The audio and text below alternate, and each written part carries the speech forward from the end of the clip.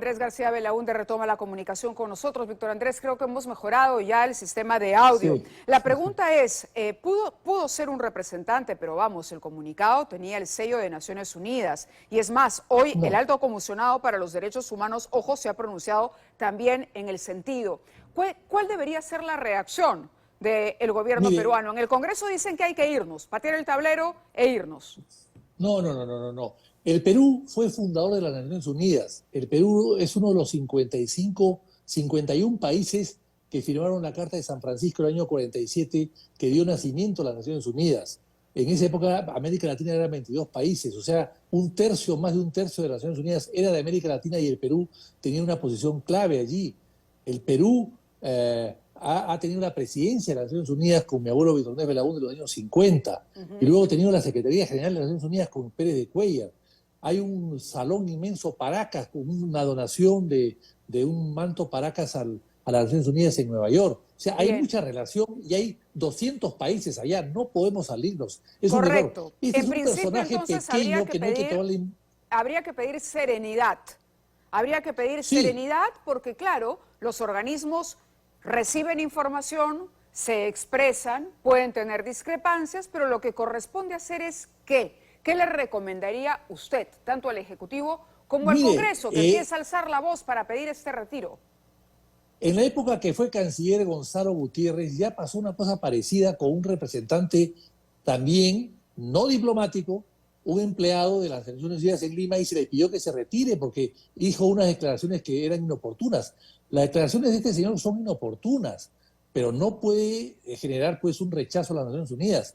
Este señor es un coordinador de un sistema donde hay más de 100 organismos allí, es un coordinador, ha trabajado en el PNUDE, era de los que controlaban el sueldo de los empleados públicos que se les pagaba a través del PNUDE. O sea, no es pues una cosa muy importante que podamos llamarle la atención para salirnos pues del sistema de las Naciones Unidas, que es una cosa mucho más compleja, ¿no? De acuerdo, de acuerdo. Ojo que no estamos hablando únicamente que se trata del coordinador residente. Yo le decía también el alto comisionado de derechos humanos de la ONU se ha pronunciado en el mismo sentido. Bueno, Ok, pero cualquiera no sea cambian el caso, las cualquiera cosas sea el no caso, cambian, sigue le siendo... vuelvo a decir, no entendiendo que su consejo es no retirarnos, ¿qué deberíamos hacer? ¿De qué manera se procede en una situación de esta naturaleza de la forma más civilizada y por supuesto serena como corresponde a un país civilizado y que respeta las Bueno, formas? ya se le ha dicho a este señor que no hable, que es muy extraño que hable, no es su función estar hablando, él es un coordinador, es un facilitador, es un hombre que da información, pero no es un hombre que puede meterse en problemas internos del país, sobre todo en un país totalmente soberano y democrático como es el nuestro. Yo me he cruzado con él 2 o 3 veces y también lo he notado siempre muy pertinente. Recuerdo en Capeco una discusión empezó a hablar de una serie de cosas que no le correspondían. O sea, es un metiche, pero esto no significa que tenemos que pelearnos con la ONU porque hay un metiche en nuestro suelo. Simplemente decirle que se calle, que no hable Correcto. más. En este caso, usted considera que es un metiche, no hay que darle importancia a lo que diga, simplemente cuadrarlo en criollo. Pero, por ejemplo, el congresista Exactamente. Montoya habla de salirnos incluso de la CIDH, que esa es otra historia, por lo que pasó con Polay, por haber admitido No, a no. trámite esta demanda. Entonces, si cada vez que un organismo internacional, multilateral, tiene alguna, no cuestionamiento, sino preocupación, vamos a ponerlo en esas palabras, nosotros reaccionamos decidiendo salir. No sé cuál es su, a ver, razonamiento o su reflexión. En lo particular, creo que aquí lo que toca No, es responder de no. manera firme y correcta.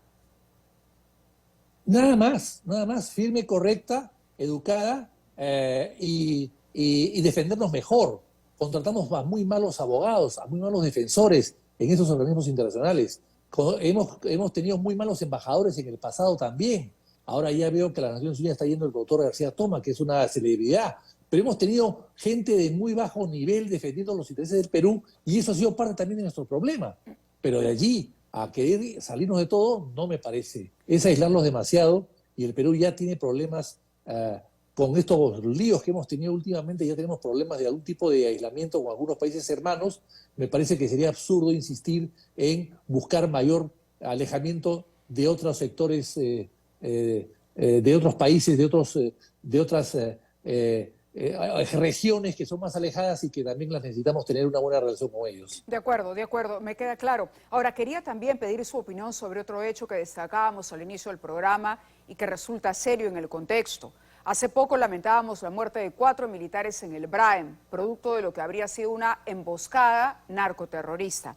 El día de hoy hemos tomado conocimiento que en el Braem, también en Junín, un técnico de enfermería habría sido secuestrado cuando regresaba de prestar una atención, y todo indicaría que serían los mismos responsables.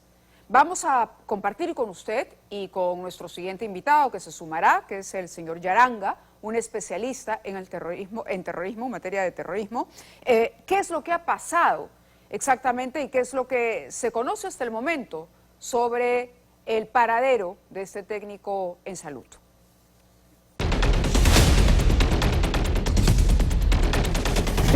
En Alto Mantaro, y estaba volviendo el día jueves a San Juan Mantaro, y cuando está viniendo en un carro, dice, lo han hecho parar y lo han hecho bajar. ¿Por qué no me dices la verdad? ¿Qué ha pasado con él? Entonces yo agarro, le reclamo y me dice, no hay tu esposo, no sé qué ha pasado, pero no me quiere dar la declaración como debe ser. Es una incógnita, ¿no? Realmente hay muchos vacíos en esclarecer qué es lo que ha sucedido, ¿no?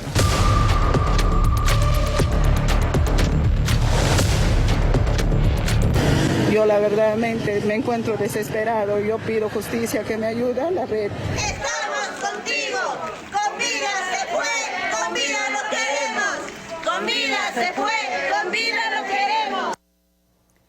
Víctor Andrés, le decía que hemos sumado al señor Pedro Yaranga para discutir sobre este hecho porque se enmarca en un contexto en el que además hemos lamentado, decía yo, la muerte de 4 militares también por estas columnas narcoterroristas. Entonces, vemos cómo va avanzando y cómo nosotros sumamos años de lucha que no obtiene los resultados que los peruanos esperáramos. ¿Cuál es su primera reflexión sobre esto y la política que viene aplicando el gobierno y el Estado peruano en el Braem? Es una política equivocada, evidentemente no está dando resultados. Hay mucho dinero de por medio, mucha droga de por medio, hay muchos intereses de delincuentes subversivos también en la zona. Y yo creo que lamentablemente también debe haber algún tipo de infiltración de estas delincuentes dentro de las fuerzas del orden. Hemos visto hace poco que han muerto 6 personas de la fuerza del orden, 4 soldados, 2 policías, Sí. y se dijo que habían muerto 2 subversivos, 2 narcotraficantes, y nadie encontró los cuerpos ni nadie sabe cómo se llaman. O sea, hay algo raro allí. Hay una infiltración, hay una falta de información, hay una falta de transparencia, hay colusión quizás también, y esto debería llamar la atención al gobierno para nombrar ahí gente especializada, no contaminada, que parta de cero otra vez y que empiece a investigar y a vigilar y llegar exactamente a las consecuencias de todo lo que está pasando. De acuerdo, Víctor Andrés. Quisiera agradecerle su participación en esta primera parte del programa, muy amable por habernos acompañado este día y bueno, ojalá podamos tenerlo pronto con nosotros acá, de manera presencial. Muchas gracias. Gracias y buenas noches. Nos quedamos con Pedro Yaranga. Pedro,